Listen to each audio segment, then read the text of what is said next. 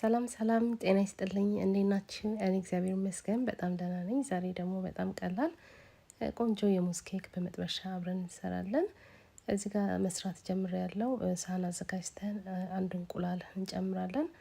ከዛ በመቀጠል 4 የሾርባ ማንኪያ ስኳር ካደረግን በኋላ በደንብ አድርገን እንመተዋለን።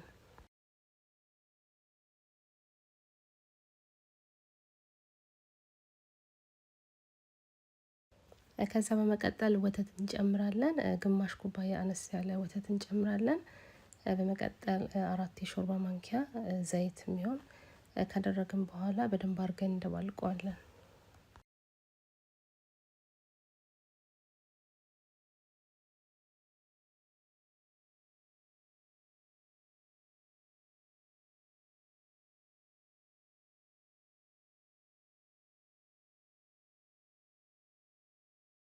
ከዛ በመቀጠል ደረቅ ግብአቶቹን ነው የምንጨምረው። እዚህ ጋር አንድ ኩባያ ሰልፍ ሬዚን ፍላወር የኬክ ዱቄት ነው የተጠቀምኩትኝ።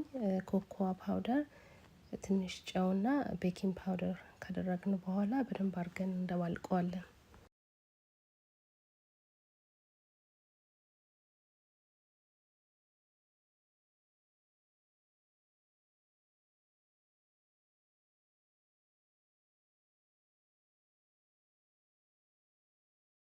ከዛ ያው የሙዝ ኬክ አይደለም የምንሰራው ሙዝ ያስፈልገናል። እኔ እዚህ ጋር 2 ሙዝ ነበረ እና አንድ ጨምሬያለሁ። በአጠቃላይ 3 ሙዝ ነው የተጠቀምኩትኝ። 2 ቦታ ሁሉንም እንደዚህ ሰነጥቅና እልጠዋለሁ።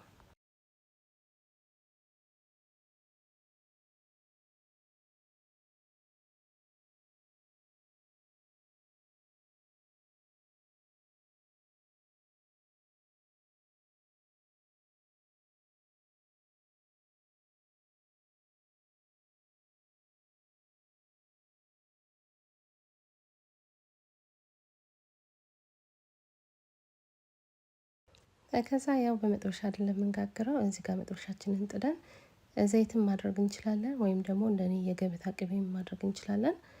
ከዛ ዙሪያው እንደዚህ ከቀባነው በኋላ የቆራረጥነው ሙዝ ከላይ እናደርጋለን። እዚህ ጋር ያው ሙዙን ከማድረጌ በፊት 2 የሾርባ ማንኪያ የሚያክል ስኳር አደርጋለሁ። ስኳሩ ብራውን እስከሚሆን ድረስ መጀመሪያ ስኳሩ ጋር እና ቅቤውን በደንብ አድርጌ አበስለዋለሁ።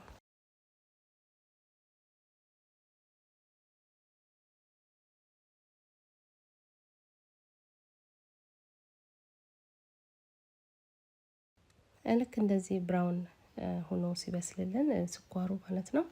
ልክ እንደዚህ አይነት ከለር ሲሆን የሰነጣጠቅነው ሙዝ ከላይ እናድርገዋለን። ከዛ ለትንሽ ለ1 ለ2 ደቂቃ የሚሆን መጀመሪያ ሙዙን እናበስለዋለን።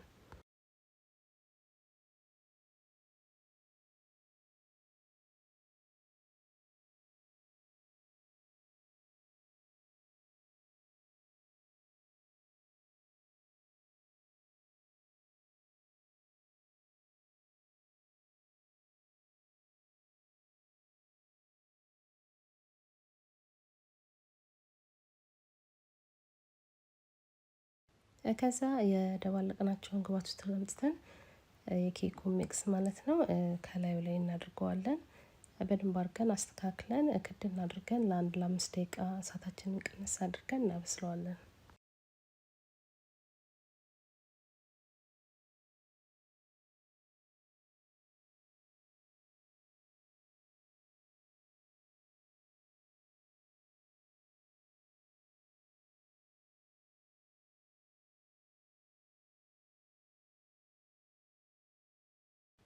አሁን በጣም ቆንጆ ሆኖ ከታች ያለው በደንብ አድርጎ ነው የበሰለው። ከዛ እንደዚህ ከላይ ክድን አድርገን እንገለብጠዋለን። ከዛ በተመሳሳይ መንገድ የታችኛውንም እናበስለዋለን ማለት ነው። እና በጣም ቆንጆ ኬክ ነበረ። እኛ በጣም ወደነው ነው የተመገብነው። ሞክሩት። ስለ ጊዜያችሁ በጣም አመሰግናለሁ። በሌላ ጊዜ እስከምንገናኝ ደህና ሁኑ ባይ